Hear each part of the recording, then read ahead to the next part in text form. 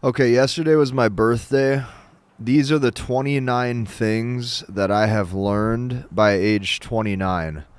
This list today took me over an hour to create, and I think that this is really going to help your life and impact your life on so many different levels because you are going to also learn from my mistakes. Okay, so number one, the biggest lesson that I learned is that as you age, most stuff just takes care of itself if you seek wisdom.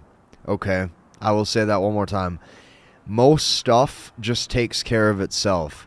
So here's what I've learned. Every single problem in my life that I thought was a big problem, maybe I had a big problem in my life at age 25, or let's say I thought my life circumstance at age 26 or 27, like there was a big problem, let's say. Most stuff just fixes itself over time if you just let time go by. Okay, time heals all and time fixes all things. So as you age, okay, I started to learn that stuff just takes care of itself. So you have to look at it for what it is. When you just focus on achieving wisdom and getting older, stuff takes care of itself. And a lot of times these are lessons that you just have to learn by getting older. So that's number one. Number two, lifestyle will never bring you happiness or retain a woman's interest. Lifestyle will never do this. There are so many men right now chasing clout, chasing lifestyle. This literally strips you of your masculine essence and who you were called to be.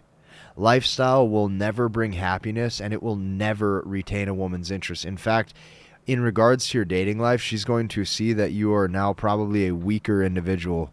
You're a weaker individual because you have believed all the lies that if you achieve this sort of lifestyle, you're going to be happy, and now you're a true man, and it couldn't be further from the truth. If anything, you've basically conformed to a narrative of status that everybody else told you you had to achieve.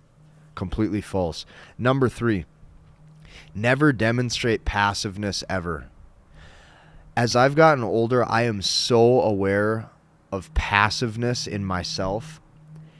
When you're with a woman or when you are on a date, you want her to be able to see your energy at all times. Let me give you an example.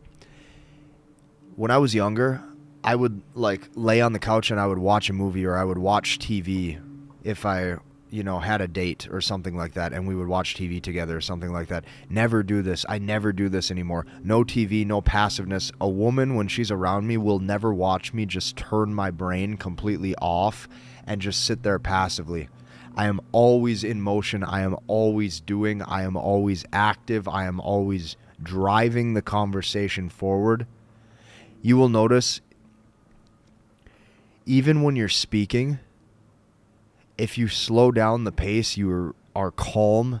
You have a calming energy. You can talk the whole time about different topics. You can talk and sit there for hours and hours and hours and hold her interest far better than a TV show ever could. And she will see you're active. You're full of life. You're full of energy. The third thing that I learned by age 29 is never demonstrate passiveness. Okay? Point number 4. This is an easy one to understand, but a hard one to put into real life application. Number 4, never focus on money. Focus on being the best at what you do. I will say that one more time. Never focus on money. Focus on being the best at what you do. When you focus on being the best at what you do, you have now stepped into that calling. You have stepped into that purpose. You have unlocked a form of identity around who you are because you have committed and you have sacrificed your time to be the best. That element of sacrifice is masculine. That element of discipline is masculine. As a man, you don't get the luxury of turning your mind off and sitting there passive. You have to be doing. Okay? Very important. Focus on being the best at what you do. Point number 5. This is something that has taken me years to internalize.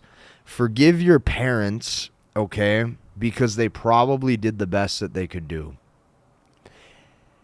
When people are growing up, men or women, right, sons or daughters, people are very quick to blame their parents. And I was one of those people. I would say, oh, if they did this right, if they did that right, if they handled that situation right. As I get older, I realize they are people.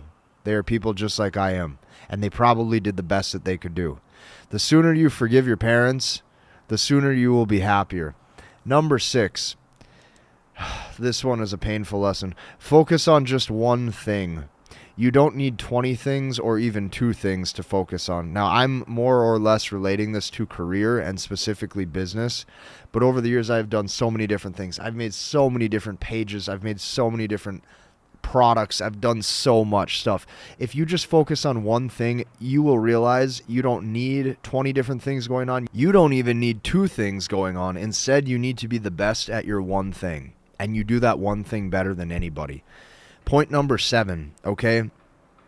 The biggest driving factor that dictates first impressions of how people treat you that I have noticed 100% in my opinion is how lean you are. Most of you won't want to hear that because I know a lot of you probably have big appetites just like me. Naturally, I have a big appetite. Naturally, I really like sugar. Naturally, I really like bad food. Naturally, I really like pizza and cheeseburgers and ice cream. Like throughout my early 20s, if you asked any woman that I was probably dating, they would all tell you he loves Ben & Jerry's ice cream. He will eat that all the time. You have to realize this. I love those foods too, but I will tell you this. It doesn't matter if you are talking to and interacting with other men or if you are attempting to attract a woman.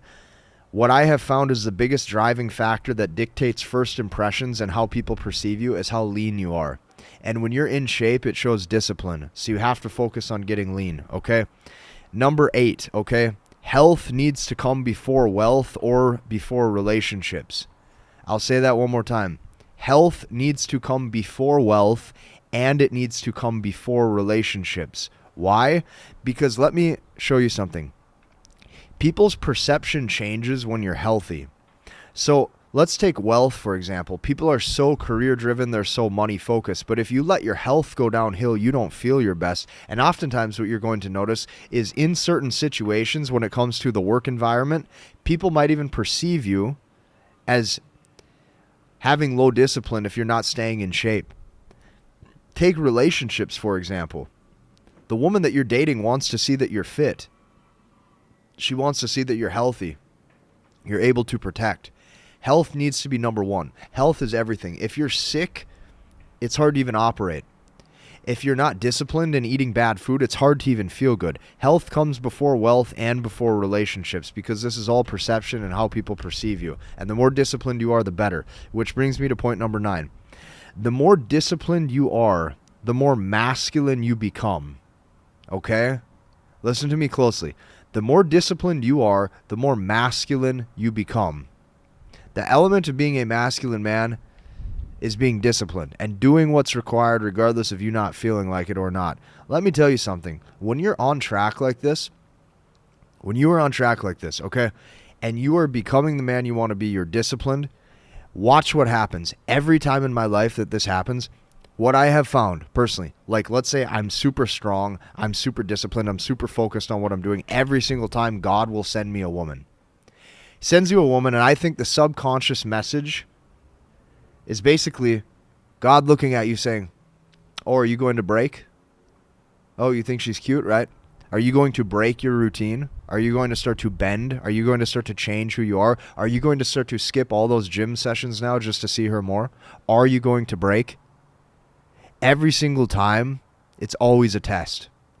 Call it whatever you want. Call it a test from the universe. Call it a test from God. You will always be tested. And you will notice the more masculine you become, the more those tests actually show up in your life because you need to prove that you are who you say you are. That's number 9. Now, number 10.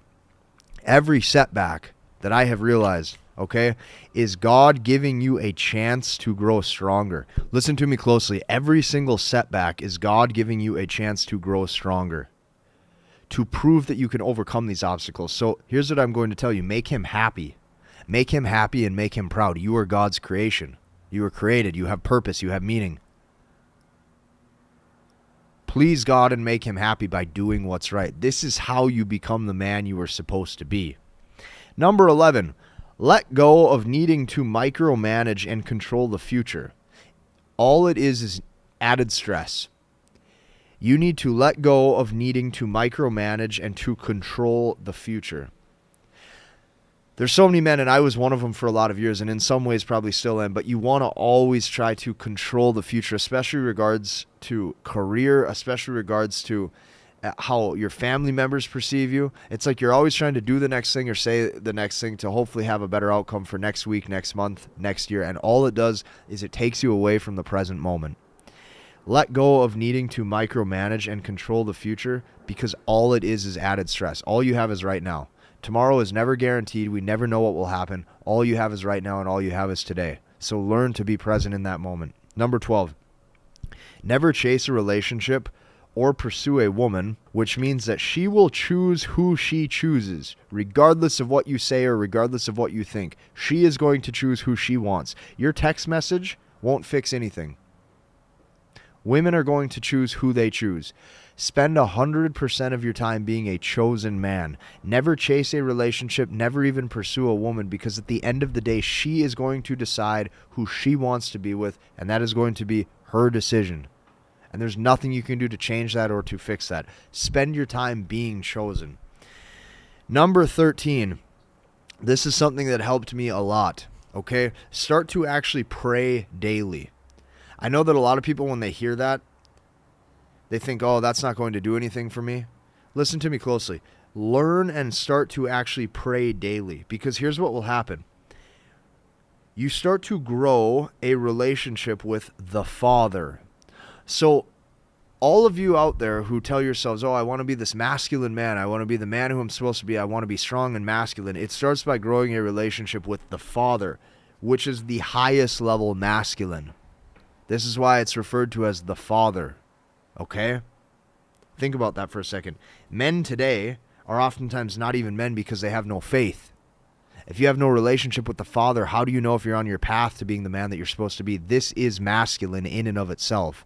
That is number 13. Number 14. The best game and the best way to grow your confidence is by embracing who you are. Now, what does that mean? That means no matter what, this is what I've learned and this is what I've realized. No matter what, at the end of the day, as you get older, you are going to start to see just how much you emulate and resemble your parents. Okay?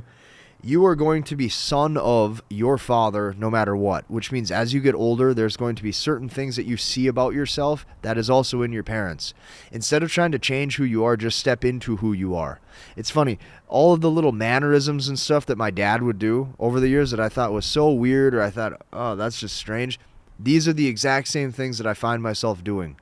Just step into who you are. The faster you do it, the faster you accept yourself, the faster you're comfortable with who you are and in your own skin. Way better that way. Now, number 15, you need to learn how to work.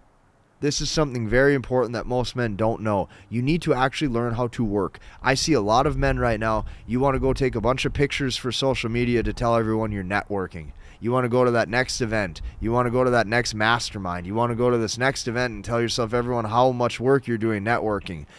Every single guy that I know who does a lot of that doesn't usually have a whole lot of skills, and a lot of times they run out of money. And a lot of times they're even probably broke. You need to learn how to work. And a lot of times the success you're going to find in life is done almost in isolation.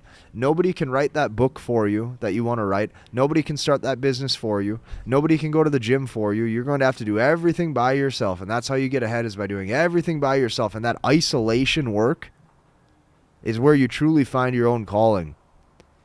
Because it's just you. If you're at the gym, it's isolation. It's you and the barbell.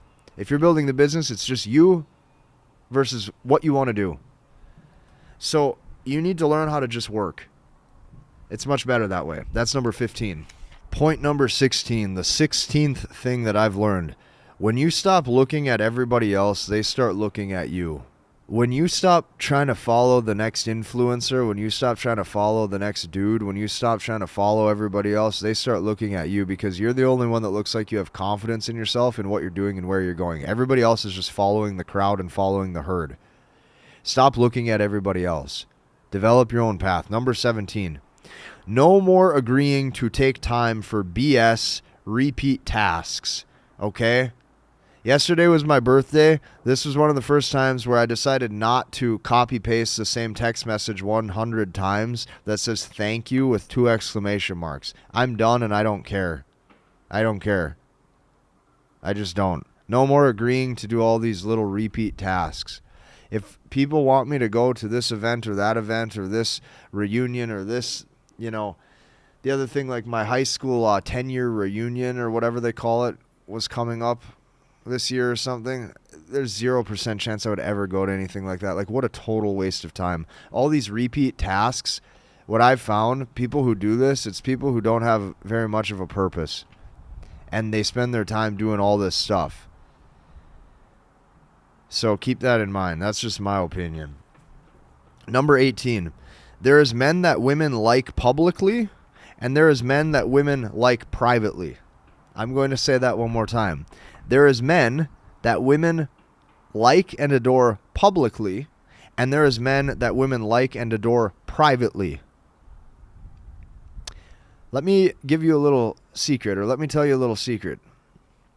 The guy that she's actually been seeing for the past 3 to 5 months, she might not even follow him on social media, let alone comment anything. Keep that in mind. Number 19, never follow trends, okay? Trends are for people who lack creativity, and I don't care if it's trends with content creation. I don't care if it's trends with clothing. I don't care if it's whatever trend that's going on. Trends are for people who lack creativity and a God-given purpose. Let me kind of show you how I think about this, or how I kind of look at the world. How I look at it is God is a creator, or God is the creator, and he made man in his image. So that means go and create. If God made man in his image, that means you need to go and create and step into that uniqueness and that creativity. You don't need to follow trends, because you already have your own internal success intuition of the things that you need to build and the things that you need to create. That is number 19. Number 20, okay? If you only study male nature, you never need to spend any time studying and learning female nature. This was the biggest shift that I started to realize this past year. So many men study female nature. You study female nature. You learn how women act and how women operate. But men neglect to study their own male nature and what they're supposed to be doing within their own purpose as a man. If that is you, you need to really reconsider where you're putting your time. Number 21, you need to be able to be more content and have even more fun alone than you do when you are with a woman, or when you have a woman around you that you're dating. So I'm going to say that one more time.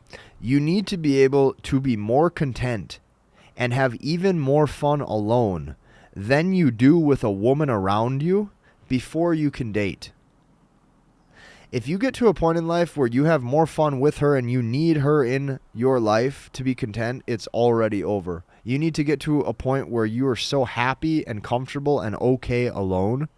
You like your life and your day-to-day routine and tasks so much. You love the individual that you're building. If you don't get to that point, it's going to be very hard to retain the interest of any woman. Number 22, she only responds to strength of you not needing her. Very simple. Number 23, live life decisions by what God would want for you, and watch how strong of a man you become. I'll say that one more time. Live life decisions by what God would want for you, and watch how strong of a man you become.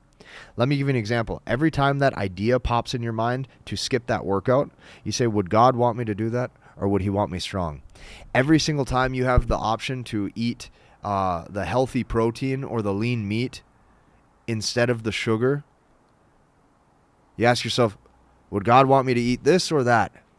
When you start living your life through those decisions, watch how strong you become. It changes everything. Now, number 24. Women's favorite word out of a man's mouth is the word no. When you say no, here's what you will see. What you will see is she will oftentimes see how competent you are. This is what you're going to find. She might even ask you to do things that she knows you shouldn't do. Like, let me give you an example. Let's say you have $5,000 saved up, and she wants to go on a vacation with you, and that vacation is going to be $3,200. And she says, and let's say she looks at you and she says, babe, please, let's go on that vacation. As soon as you say yes, watch her lose just a little bit of respect for you, because you're in the mindset of pleasing her and appeasing her instead of doing what you need to do. That is number 24. Number 25. Never apologize for being who you actually are. It's pointless. Number 26. I no longer believe in labels. People say, oh, are you an introvert or are you an extrovert? Okay? I believe that whatever I need to set my mind to is what I am and what I can become at any moment that I need to. If you label yourself and you say, oh, I'm kind of lazy, well, now you identify with the habits that says you're lazy. If you label yourself and you say, oh, well, you know what? I'm pretty motivated. Well, guess what? Now you're probably going to look at yourself as a person who's more motivated. The point is this. You can do anything you set your mind to if you actually believe that you can. And anybody who tells you, oh, you're this certain way, the more you believe stuff like that, the more you lose who you actually are, in my opinion. This is all my opinion. Number 27, a day is a day because time is irrelevant. As I get older, I don't care if it's Sunday, Monday, Tuesday, Wednesday, Thursday, Friday, Saturday, Sunday. Guess what? The sun goes up and the sun goes down. A day is a day. And I try to live every single day the exact same, how I want to live that exact day. Number 28, I only focus on being the best that I can actually be. No more comparisons, no more comparing you to anybody else or myself to anybody else. You are unique. Step into that own uniqueness. And number 29, I just need to focus on being 30. And then I focus on being 31, and then I focus on being 32, and so on and so forth. And if you live like that, where every single day you're happy with where you're at, and you're just focused on one day at a time, what you'll notice is the problems that you think are problems right now, today, by the time that next year passes, you'll look back and you'll go, that didn't really mean a whole lot of anything. I was giving that one problem all that attention and all that stress for literally no reason. If you like this video, hit the like button, comment, and subscribe, and we'll see you in the next one.